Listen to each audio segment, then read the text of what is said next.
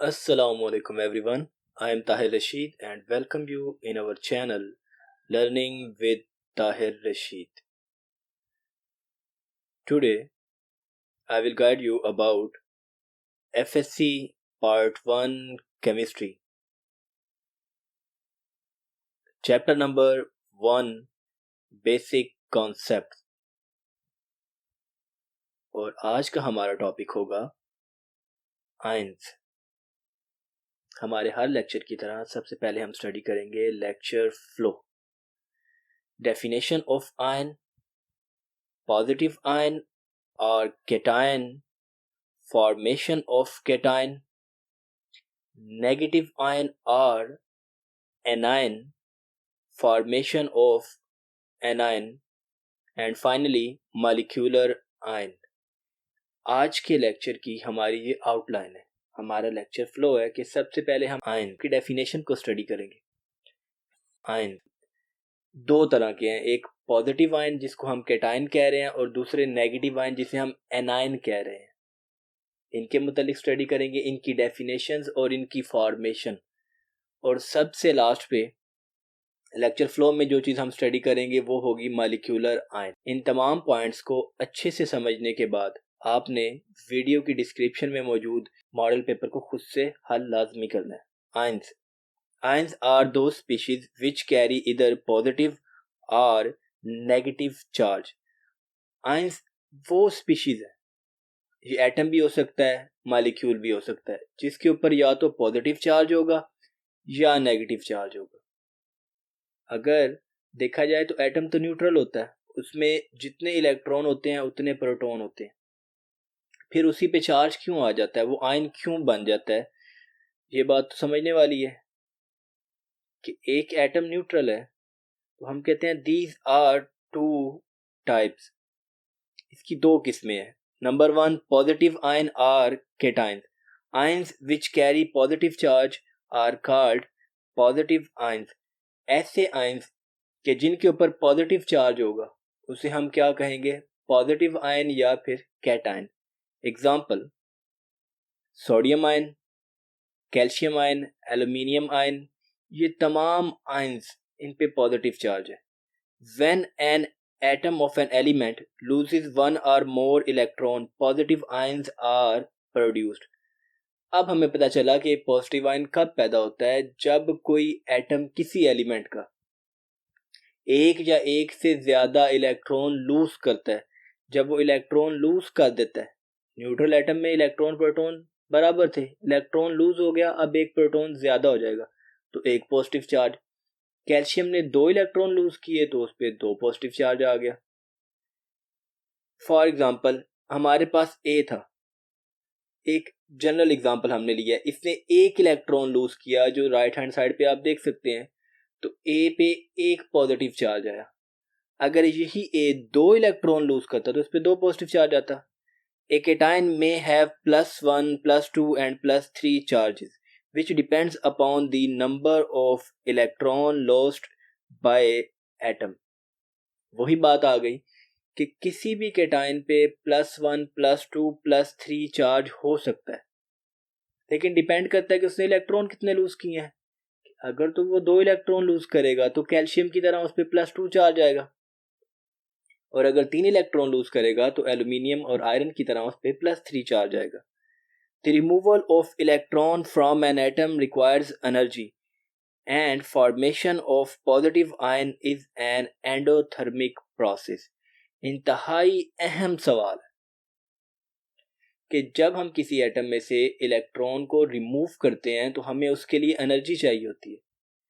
Definitely हमने atom के घर से चोरी करनी है, उसके घर से हमने इलेक्ट्रॉन निकालना है जो उसके न्यूक्लियस के गिर्द घूम रहा है, और ये इतना काम आसान नहीं होगा क्योंकि इलेक्ट्रॉन न्यूक्लियस की पकड़ में है। अगर हमने उसे वहां से निकालना है तो हमें एनर्जी देनी पड़ेगी। हम एनर्जी देंगे, वो एक्साइटेशन के चक्कर में आयोनाइज हो जाएगा। Negative ions or anions. Ions which carry negative charge are called negative ions or anion. ऐसे आयंस कि जिनके ऊपर नेगेटिव चार्ज हो उनको हम नेगेटिव आयंस कहते हैं या फिर एनायंस कहते हैं। डेफिनेटली जब पॉजिटिव आयन बना था इलेक्ट्रॉन के लूज करने से, तो नेगेटिव आयन बनेगा इलेक्ट्रॉन के लेने से। Example like chloride, bromide, fluoride. अब आपने एक बात और की है, मैंने ऊपर कहा था कि सोडियम और कैल्शियम आयन, यहाँ मैं कह रहा हूँ क्लोराइड और ब्रोमाइड। वजह यह है कि नेगेटिव आयन का जो नाम लिखा जाता है उसमें पीरियोडिक टेबल वाला नाम क्लोरीन लाइक ई उसका काट के आगे आइड डाल दिया जाता है, क्लोराइड, ब्रोमाइड। आपने आयोडाइड आयन भी सुना होना। यही वजह है when an atom of an element pick up one or more electrons, negative ions are produced। जैसे बी ने एक इलेक्ट्रॉन लिया तो इस पे चार्ज क्या आ गया, बी नेगेटिव। लेकिन अगर यही बी 2 इलेक्ट्रॉन लेता तो इसके ऊपर चार्ज कितना आता, -2। इसका मतलब है कि अगर एटम इलेक्ट्रॉन लूज करेगा तो प्लस चार्ज आएगा, अगर वही एटम या कोई और एटम इलेक्ट्रॉन एक ले लेता है तो उस पे चार्ज नेगेटिव आएगा। अब हम बात करते हैं the addition of one electron in an atom usually result in release of energy. It is due to the attraction between the nucleus and incoming electron. Hence, the formation of uni-negative ions is an exothermic process। ये दूसरा अहम point है इस topic का कि जब किसी atom में पहला इलेक्ट्रॉन ऐड होता है तो वो एनर्जी खारिज करता है। ये नहीं कह रहा कि इलेक्ट्रॉन्स ऐड होंगे, कह रहा है पहला इलेक्ट्रॉन ऐड होगा। आज़ाद इलेक्ट्रॉन जब किसी एटम का हिस्सा बनेगा तो फ्री इलेक्ट्रॉन की एनर्जी ज़्यादा होती है। जब वो एटम के पास आया, एटम के न्यूक्लियस ने आने वाले इलेक्ट्रॉन को अपनी तरफ खींच लिया। अब वो फ्री इलेक्ट्रॉन एटम का हिस्सा उस वक्त तक नहीं बन सकता जब तक वो अपनी फालतू एनर्जी, एक्स्ट्रा एनर्जी रिलीज नहीं कर देता। यही वजह है कि वो जो एक्स्ट्रा एनर्जी रिलीज करेगा, इस वजह से formation of uninegative ion एक एक्सोथर्मिक प्रोसेस बन जाएगा, यानी ऐसा प्रोसेस कि जिसमें हीट खारिज होगी। अब हम बात करते हैं कि formation of die negative ions. When an atom gains 2 electrons it forms a die negative ion. जब एटम 2 इलेक्ट्रॉन लेगा तो डाई नेगेटिव बनेगा, 3 लेगा तो ट्राई नेगेटिव भी बन जाएगा। ये तो डिपेंड करता है कि एटम कितने इलेक्ट्रॉन एक्सेप्ट करता है, 1, 2 या 3, उतना उस पर नेगेटिव चार्ज आ जाएगा। अब हम कहते हैं कि जिस तरह एटम 1, 2 और 3 इलेक्ट्रॉन लूज कर सकता है, इस तरह एटम 1, 2 या 3 इलेक्ट्रॉन ले भी सकता है। अगर इलेक्ट्रॉन देगा तो पॉजिटिव, लेगा तो negative. It will be an endothermic process due to the repulsion between uninegative ion and second incoming electron. इंतहाई अहम बात कि पहला इलेक्ट्रॉन तो ऐड हुआ, उससे एनर्जी खारिज हुई, लेकिन पहला इलेक्ट्रॉन ऐड होने से एटम पे चार्ज नेगेटिव आ गया, वो आयन बन गया। आने वाले इलेक्ट्रॉन पे भी चार्ज नेगेटिव, दोनों एक दूसरे को करेंगे repel, molecular ion. The ions form due to lose और gain of electrons by a molecule is called molecular ion.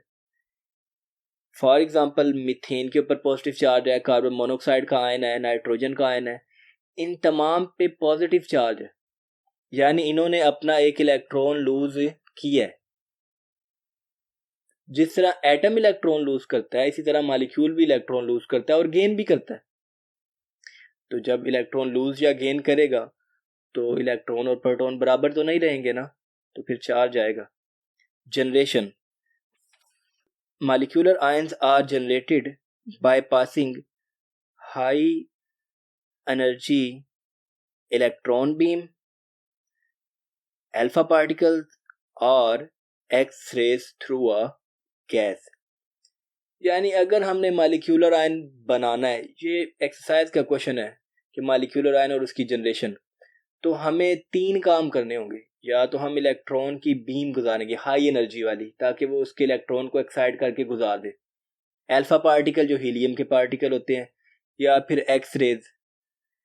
ये तमाम चीज़ें इलेक्ट्रॉन को एक्साइट कर देती हैं, बल्कि उसको आयनाइज करके एटम से ही निकाल देती हैं। Application. Breaking of molecular ion from a neutral atom give important information about the structure of compound।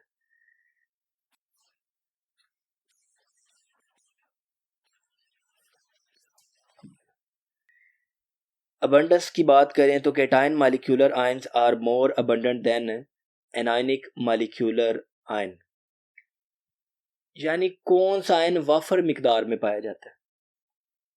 ये भी बात है कि जो पॉजिटिव मॉलिक्यूलर आयन होते हैं ना, वो नेगेटिव मॉलिक्यूलर आयन की निस्बत ज़्यादा पाए जाते हैं। ये भी सवाल आता है कि ऐसा क्यों होता है।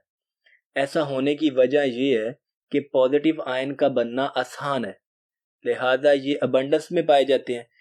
It is easier for a molecule to lose electron, कि एक मॉलिक्यूल के लिए ये आसान होता है कि वो इलेक्ट्रॉन लूज करे। यही वजह है कि मॉलिक्यूलर आयन हमारे पास अबंडेंस में पाए जाते हैं। आज के लेक्चर में हमने जो पॉइंट्स पढ़े हैं उनको एक दफ़ा रिवाइज कर लेते हैं। हमने आयंस को स्टडी किया कि ऐसी स्पीशी, मैंने एटम या मॉलिक्यूल का वर्ड नहीं यूज़ किया, एक जनरल स्टेटमेंट दी कि ऐसी स्पीशी जिसके ऊपर या तो पॉजिटिव चार्ज होगा या नेगेटिव चार्ज होगा। तो ये दो तरह के हुए, पॉजिटिव आयन, कैट आयन, बच्चे मजाक में इसे बिल्ली वाला आयन भी कह देते हैं। ये तब बनता है जब कोई एटम इलेक्ट्रॉन लूज करता है। अब एक ये भी सवाल पूछा जा सकता है कि एटम न्यूट्रल क्यों है। भाई एटम में जितने इलेक्ट्रॉन होते हैं उतने प्रोटॉन होते हैं, लिहाजा एटम न्यूट्रल है।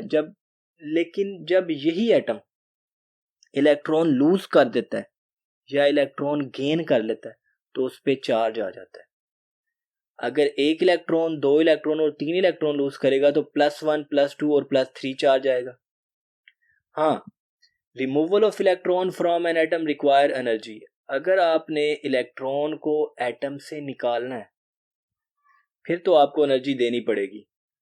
एटम को लालच देंगे तो तभी वो घर से निकलेगा ना, हमें उसको एनर्जी देंगे वो फिर आयनाइज होगा। नेगेटिव आयन आर एनायन, मैं इसको याद रखने के लिए एन आयन बोलता था कि नेगेटिव आयन, कि ऐसा आयन कि जिसके ऊपर नेगेटिव चार्ज हो हम उसे एन आयन कहते हैं, लाइक क्लोराइड, ब्रोमाइड और फ्लोराइड। फिर मैं वही बात रिवाइज कर रहा हूँ कि मैं वर्ड क्लोराइड यूज कर रहा हूँ क्योंकि नेगेटिव आयंस के आखिर में आइड लगाया जाता है। पॉजिटिव आयन को ऐसे लिखा जाता है बस, जैसे सोडियम आयन, लेकिन इसमें क्लोराइड आयन आएगा नेगेटिव में। जब कोई एटम एक इलेक्ट्रॉन पिक करता है तो उसके ऊपर नेगेटिव चार्ज आता है। हाँ, लेकिन जब पहली दफा इलेक्ट्रॉन लेगा तो एनर्जी रिलीज करेगा, क्योंकि इलेक्ट्रॉन आ रहा है, वो फ्री है, न्यूक्लियस ने उसको अट्रैक्ट किया। अब फ्री इलेक्ट्रॉन तब एटम का हिस्सा बनेगा जब वो अपनी एक्स्ट्रा एनर्जी रिलीज करके आएगा। लिहाजा पहली दफा इलेक्ट्रॉन का ऐड होना एक एक्सोथर्मिक प्रोसेस हुआ। लेकिन जब यही आयन यूनी नेगेटिव, जिस पे एक नेगेटिव चार्ज है, वो दूसरा इलेक्ट्रॉन लेना चाहेगा तो पहले भी इस पे नेगेटिव चार्ज है, आने वाले इलेक्ट्रॉन पे भी नेगेटिव चार्ज है, दोनों एक दूसरे को रिपेल करेंगे। अब हमें जबरदस्ती इलेक्ट्रॉन ऐड करना पड़ेगा और उसके लिए हमें एनर्जी देनी पड़ेगी। फिर हमने पढ़ा मॉलिक्यूलर आयन, के ऐसा आयन जो मॉलिक्यूल के इलेक्ट्रॉन लेने या देने से बने, वो क्या होता है, मॉलिक्यूलर आयन। इसकी जनरेशन, ये अहम शॉर्ट क्वेश्चन है, कि 3 तरीके से की जाती है। एक तो अल्फा पार्टिकल, जिन्हें हम हीलियम के पार्टिकल्स भी कहते हैं, और इलेक्ट्रॉन बीम्स या फिर एक्स रेज। ये जब हम किसी गैस में से गुजारेंगे तो वो आयनाइज होगी तो मॉलिक्यूलर आयन बन जाएगा। एप्लीकेशन की बात करते हैं कि जब कोई मॉलिक्यूलर आयन बनता है तो वो पाउंड की स्ट्रक्चर के बारे में बताता है हमें। और अबंडेंस की बात करें तो केटाइन मॉलिक्यूलर आयन ज़्यादा मिकदार में पाए जाते हैं as compared to anionic molecular ion, क्योंकि केटाइन का बनना आसान है। यही हमारा आज का लेक्चर था। आपने हर एक पॉइंट को अच्छे से समझना है और वीडियो की डिस्क्रिप्शन में मौजूद पेपर को खुद से लाजमी हल करना है। तो फिर कल मिलते हैं एक नए लेक्चर के साथ। सी यू टुमारो। अल्लाह हाफिज़।